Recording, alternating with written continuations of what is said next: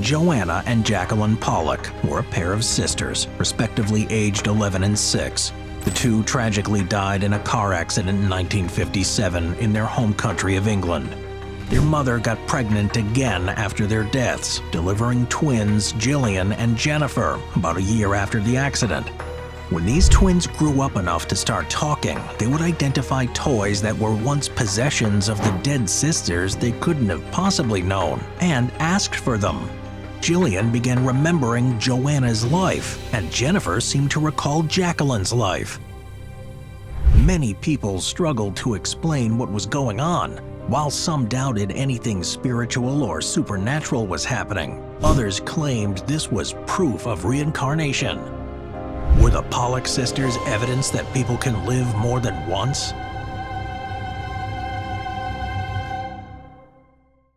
John and Florence Pollock were the parents of the two daughters that died. The tragic day that claimed their lives also involved a family friend, Anthony. He was 9 and walking with the family on their way to church. That was when a reckless driver struck a party of pedestrians. The two sisters died at the scene of the accident. Anthony was on the way to a hospital when he succumbed to his injuries. The driver who struck the children was a woman and wound up admitting that she had targeted them deliberately. She had been forced to surrender custody of her children and was under the influence of several different drugs at the time. After the accident, she was committed to a psychiatric facility. John and Florence were distraught over the loss of their kids, but the prospect of a new life came to their family once again in the following year. Before they knew they had twins, John believed that Florence would deliver twins and that they'd be the reincarnation of their girls. Florence disagreed and didn't share his beliefs. The two devout Catholics had a history of arguments about reincarnation. At times, the disagreements put their marriage at risk. Neither of the families had a history of twins, and doctors told them the statistical chances of twins happening would not be very high. However, Florence delivered twin girls in October of the year after Joanna and Jacqueline died.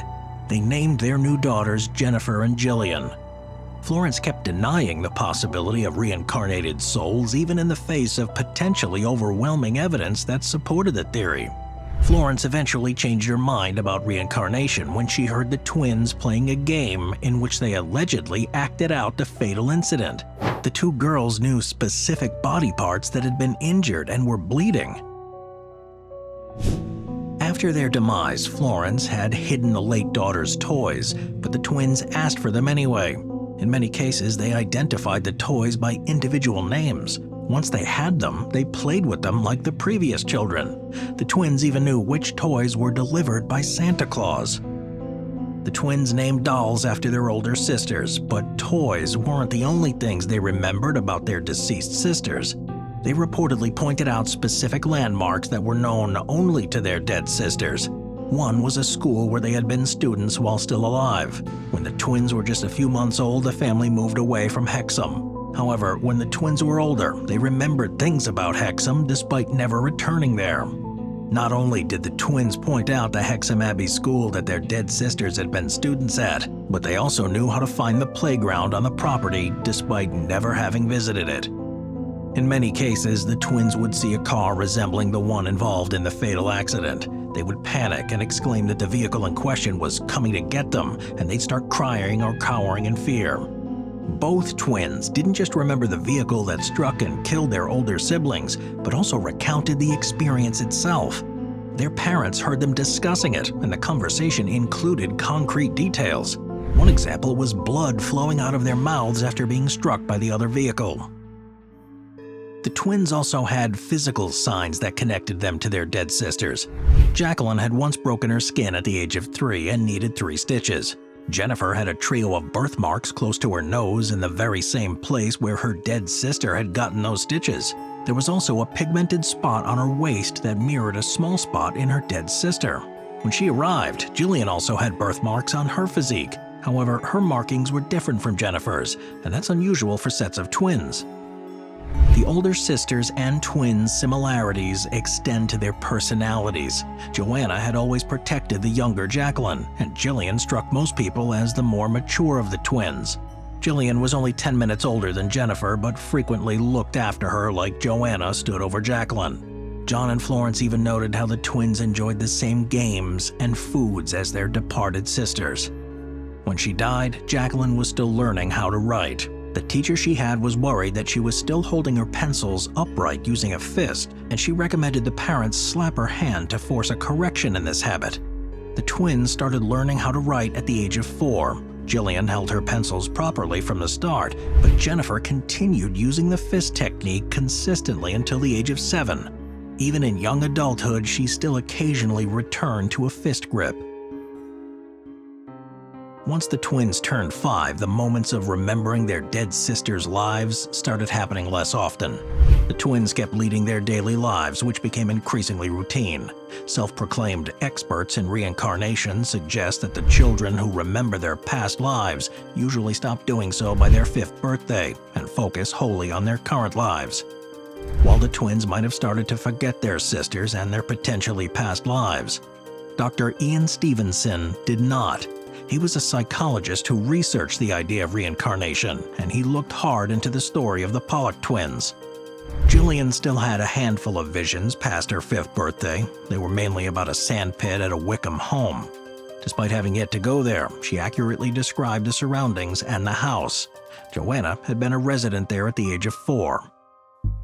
John was born in 1920 in the city of Bristol. He was initially raised in the Church of England, but he later converted to the Catholic faith. Florence was raised with membership in the Salvation Army, but she embraced Catholicism when she married John. Even though he was devoutly Christian and a member of a faith that doesn't openly embrace the idea of reincarnation, he did believe in the idea. A novel he read in childhood introduced the idea to him. Later in life, John told interviewers that he'd pray at night to God to deliver him evidence of reincarnation. He wanted to know he was right and that his priests were wrong. The couple left the Catholic Church at some point in the 1960s. Joanna was born in 1946. She was the couple's first daughter and 3rd child. The family moved to the Northumberland community of Hexham in 1951, where Jacqueline, their 2nd daughter, came into the world. John and Florence stayed very busy with their business, delivering milk and groceries. Florence's mother did most of the child rearing for the older daughters, and the 2 girls were tightly knit. Joanna enjoyed being a motherly figure to Jacqueline, and the younger daughter accepted her as such. The older girls enjoyed putting on costumes, making up her plays and acting in them. Her generosity was shared with many surrounding children, and both girls took to combing the hair of the others. They especially enjoyed combing John's hair.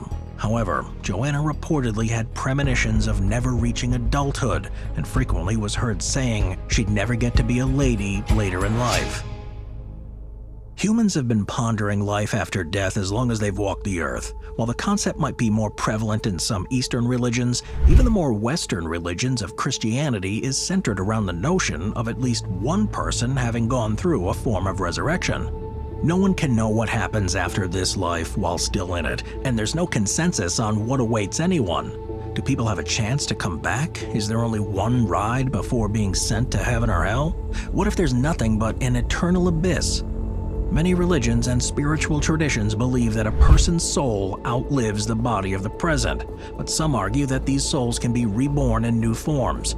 That's the basis of reincarnation, and various alleged occasions of reincarnation have been claimed throughout known human history. The Pollock sisters are one of the most substantial instances to date. Even decades later, the case proves fascinating to both believers and skeptics. Scientists have been unable to explain this unusual situation, especially with the number of coincidences. The mystery behind this specific case later resulted in a book titled European Cases of the Reincarnation Type being published, and it caused many people to declare their belief in the idea that people could live physical lives more than once. Others, at least, started opening up to the idea. One theory is that the twins' older brothers shared stories with them about their deceased sisters, and this would have been how they knew details about the older children who had died. However, this theory was never proven, nor would it explain their fear of cars, how they acted so similarly, or what was behind the birthmarks. Ian Wilson was a British writer who was very skeptical of the idea of the sisters being a reincarnation case.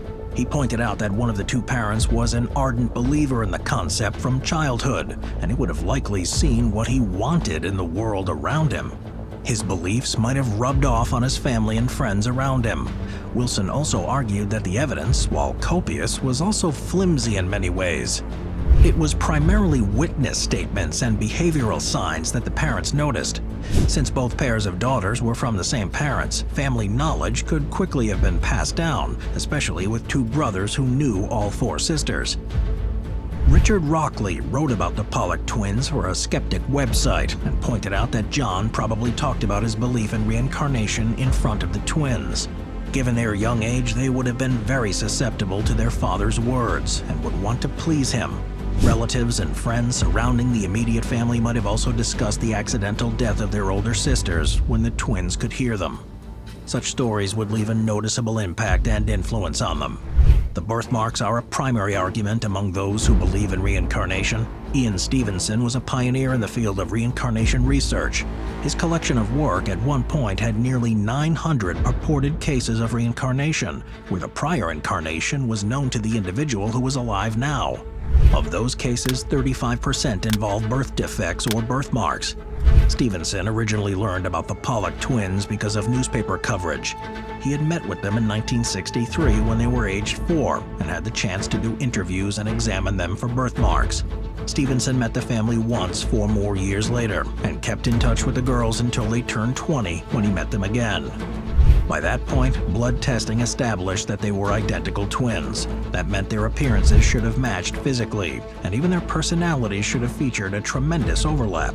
Each twin's birthmarks and drastically different individual development flew in the face of how identical twins typically grow. Florence passed away in 1979, but Stevenson visited John and Gillian in 1982 and kept in touch with the father until his passing in 1985. Throughout his work, Stevenson researched over 40 pairs of twins who recalled past lives. The divergence of their personalities, memories, and differing birthmarks, unusual for genetically identical twins, led him to deem the Pollock twins some of the most substantial evidence for reincarnation.